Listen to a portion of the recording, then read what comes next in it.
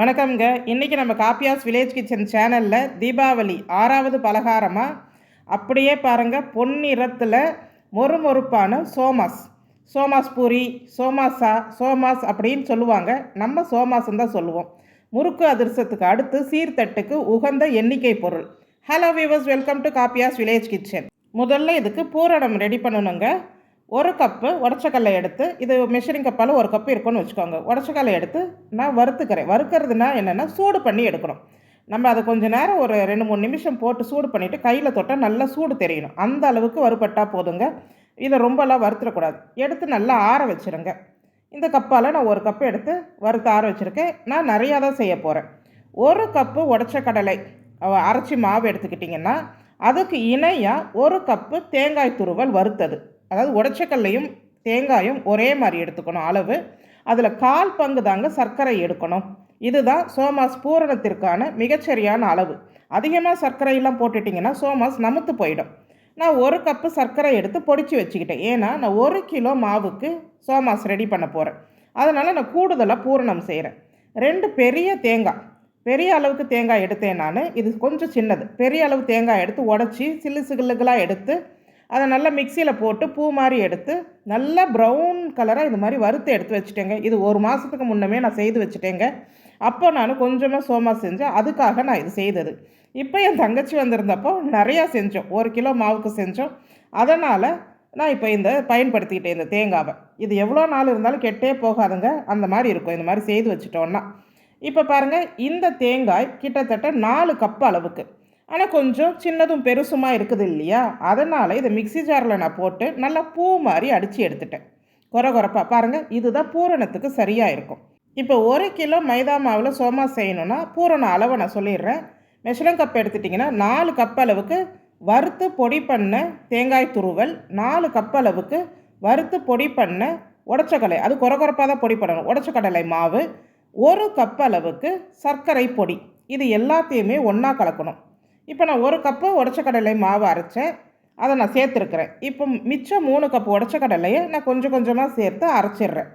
இதில் கடைசியாக அரைக்க போகிற உடச்சக்கடலையில் நான் ஏலக்காய் பொடி சேர்த்துக்கிட்டேன். ஒரு 2 ஸ்பூன் அளவுக்கு ஏலக்காய் பொடி சேர்த்துக்கிட்டு, நீங்கள் ஏலக்காய்னா ஒரு 5-6 ஏலக்காய் போல் சேர்த்துக்கோங்க, வாசத்துக்கு தகுந்த மாதிரி சேர்த்து அதில் நல்லா பொடி பண்ணிவிடுங்க. இப்போ பாருங்கள், இந்த பூரண அளவே 1 கிலோ அளவுக்கு இருந்துச்சுங்க. அப்போ நான் பாதி எடுத்து வச்சிடுறேன். ஏன்னா இப்போ நான் 1/2 கிலோ மாவு தான் பிசைஞ்சு காட்ட போகிறேன். 1/2 கிலோ மாவு நாங்கள் மறுநாள் செய்ய போகிறோம். அதனால் இந்த பூரணத்தை இது போல் ஜிப்லாக் கவர்லையோ ஏர்டைட் கண்டெய்னர்லையோ போட்டுட்டு நீங்கள் ரெஃப்ரிஜிரேட் பண்ணிட்டீங்கன்னா 6 மாதமானாலும் கெட்டு போகாது. தேவைப்படுறப்ப எடுத்து செய்துக்கலாங்க. அதுதான் இந்த பூரணத்தோடைய ஸ்பெஷாலிட்டி, நமுத்தும் போகாது. இப்போ 1/2 கிலோ மாவு, 1/2 கிலோ பூரணம், 1/2 கிலோ மாவு. இப்போ அந்த 1/2 கிலோ மைதா மாவுக்கு 50 கிராம் அளவுக்கு வனஸ்பதி எடுக்கிறேன், டால்டா. ஏன்னா இதில் நம்ம எண்ணெயோ நெய்யோ சேர்த்து நம்ம செய்யும்போது அந்த மொறுமொறுப்பு நீண்ட நாட்களுக்கு இருக்காது. அதையே நீங்கள் வனஸ்பதி சேர்த்து செய்யும்போது அந்த மொறுமொறுப்பு 2 மாதம் ஆனாலும் மொறுமொறுப்பு குறையாமல் இருக்கும். அதுக்காக நம்ம எவ்வளோ திக்கானாலும் தேய்ச்சிடலாம் அப்படிலாம் இல்லைங்க. அதுக்கு எல்லாத்துக்கும் பக்குவம் இருக்குது. 1/2 கிலோ மைதா மாவை ஒரு பவுலில் சேர்த்துக்கோங்க. 1 ஸ்பூன் அளவுக்கு உப்பு போதும். சேர்த்துட்டு இப்போ இந்த டால்டாவை, இந்த வனஸ்பதியை உருக்கிட்டேன். அது சூட்டோடையே இந்த மாவில் நம்ம சேர்த்துடலாம். கையை அதில் நேராக போடாதீங்க. ஓரமாக இருக்க மாவை அள்ளி அது மேலே போட்டு நல்லா கொஞ்சம் கொஞ்சமாக அந்த மாவை திரிச்சு விட்ட மாதிரி பிசைஞ்சு எடுத்துடணும். எல்லா மாவுலேயுமே அந்த டால்டா நல்லா விரவி வர மாதிரி பார்த்துக்கோங்க. ஸோ இந்த மாதிரி நல்லா விரவி வந்ததுக்கப்புறம் பச்சை தண்ணியை கொஞ்சம் கொஞ்சமாக சேர்த்து அப்படியே உதிர்த்து விட்டு மாவை நம்ம பிசையணும். இந்த மாவு பிசையிறது எப்படின்னா, சாஃப்டாலாம் இருக்கக்கூடாதுங்க. மாவு நல்லா அழுத்தமாக இருக்கணும். அந்த மாதிரி மாவு பிசைஞ்சாதான் சோமாஸ்க்கு ரொம்ப நல்லா இருக்கும்.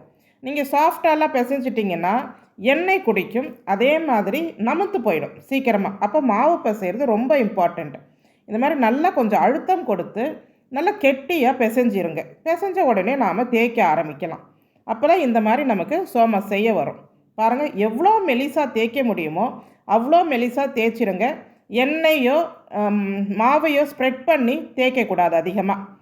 முடிஞ்ச வரைக்கும் வெறும் மாவையே ஒரு நெல்லிக்காய் சைஸில் உருட்டி எடுத்து தேய்க்க பாருங்கள். தேய்க்க வரலன்னு சொன்னால் லைட்டாக எண்ணெய் தடவிட்டு நீங்கள் தேய்ங்க. நல்லா மெலீஸாக திரட்டி எடுக்கணும் மாவை. திரட்டி எடுத்துகிட்டு இந்த சோமாஸ் அச்சில் தான் நாங்கள் செய்கிறது வழக்கம் எப்போவுமே. அதுதான் ஈஸியாக நமக்கு செய்தும் முடிச்சிடலாம். உள்ளுக்குள்ளே ஒரு ஸ்பூன் அளவுக்கு பூரணம் வச்சுட்டு அந்த ஓரங்களில் கொஞ்சம் தண்ணி நம்ம விரலில் தொட்டு அப்படியே தடவிட்டு வந்துட்டோன்னா இப்போ இதை அச்சியை மூடி எடுக்கும் போது அந்த வாய்ப்பகுதி வெடிப்பு விடாமல் இருக்கும். இல்லைன்னா சில நேரம் நீங்கள் கொஞ்சம் நேரம் ஆகிட்டு ட்ரை ஆகிடுச்சுன்னா அந்த வாய்ப்பகுதி விரிசல் விட ஆரம்பிச்சிடும். பூரணம் வந்து எண்ணெயில் உதிர்ந்துடும். அப்போ எண்ணெயே கருகுன மாதிரி ஆகிடும். அப்போ இதில் அவ்வளோ விஷயங்கள் இருக்குது. அதனால் இந்த மாதிரி அச்சு வச்சு செய்யும் போது இந்த மாதிரி சின்ன சின்ன டிப்ஸை ஃபாலோ பண்ணுங்கள். பார்க்குறதுக்கு ரொம்ப அழகாக இருக்கும். எல்லாம் ஒரே அளவாக ஒரே சீராக இருக்கும். பாருங்கள், நம்ம சீர்தட்டிலெல்லாம் எண்ணிக்கைக்கு முறுக்கு, அதிரசம் இதெல்லாம் செய்யும் போது லட்டு கணக்கு மாதிரி சோமாஸுமே செய்கிறது பழக்கமாக தாங்க வச்சுருக்குறோம் எப்போவுமே. அதனால் இந்த தீபாவளிக்கு சோமாஸுன்றது நிறைய பேர் செய்வாங்க. இப்போ நிறைய பேர் அதை செய்கிறதுக்கு மலைக்கிறாங்க. இதெல்லாம் தனி நபராக செய்கிறதுக்கு பதில் ஒரு 2-3 பேர் சேர்ந்து செஞ்சோன்னா ஒரு இன்ட்ரெஸ்ட்டாக செய்து முடிக்கலாம். நானும் என் தங்கச்சியும் சேர்ந்து செய்ததுனால ஒரு சுவாரஸ்யமாக கடகடன்னு வந்து செய்து முடித்தோம். இப்போ பாருங்கள், அச்சு இல்லாமல் செய்யணுன்னா இது போல் தேய்ச்சி ஒரு டிஃபன் பாக்ஸ் அச்சு வச்சு ரவுண்டு எடுத்துக்கோங்க. ஒரு சைடில் பூரணத்தை வச்சுட்டு அந்த சைடில் தண்ணி தொட்டு தடவிட்டு நல்லா அழுத்தம் கொடுத்துருங்க, மடித்து கொழுக்கட்டைக்கு மடிக்கிற மாதிரி. அப்புறமா இது மாதிரி ஃபோக் வச்சுருந்தீங்கன்னா நீங்கள் இப்படி வச்சு அழுத்தம் 2 பக்கமும் முதல்ல ஒரு பக்கம் இது மாதிரி பண்ணிவிட்டு திருப்பி வச்சு அந்த பக்கமும் இந்த மாதிரி அழுத்தம் கொடுத்துட்டிங்கன்னா அந்த வாய்ப்பகுதி பிரியாமல் நல்லா சீல் ஆகிடும். ஸோ இது வந்து அச்சு இல்லாமல் நாம் இது போல் செய்யலாம். நம்ம விருப்பம்தான். அச்சு இல்லைன்னா கவலைப்பட தேவையில்லை. இல்லை அது வாய்ப்பகுதி மடித்து விட்டு கூட நிறைய பேர் டிசைன் பண்ணுவாங்க, சந்திரகலா மாதிரி. அது மாதிரியும் செய்துக்கலாம்.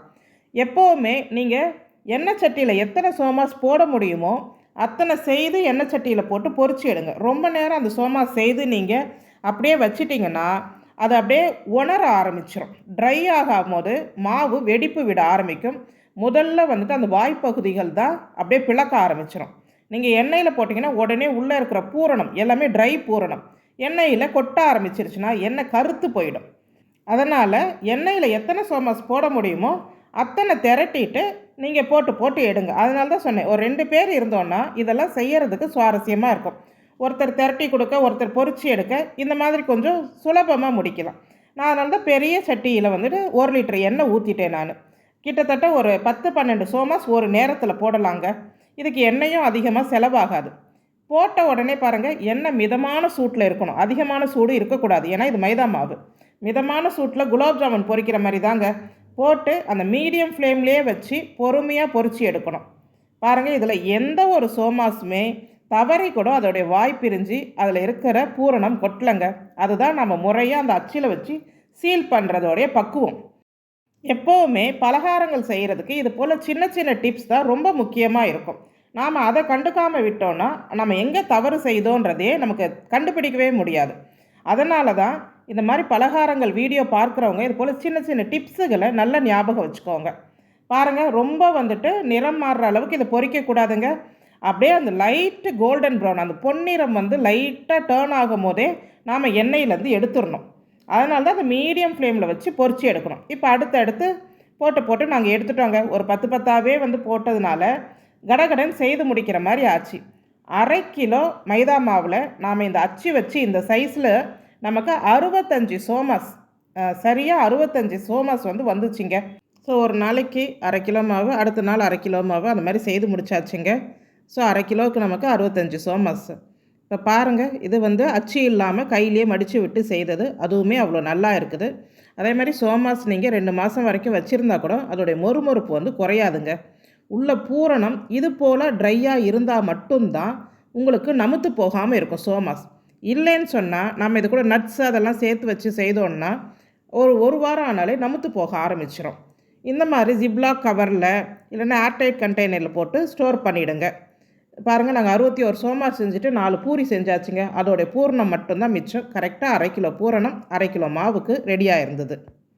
உங்களுக்கும் இந்த சோமாஸ் ரெசிபி பிடிச்சிருந்ததுன்னா நம்ம காப்பியாஸ் வில்லேஜ் கிச்சன் சேனலுக்கு ஒரு லைக், ஷேர், கமெண்ட் பண்ணுங்கள். உங்களால் முடிஞ்சால் ஒரு ஹைப்பிங் பாயிண்ட் கொடுங்க. நன்றி.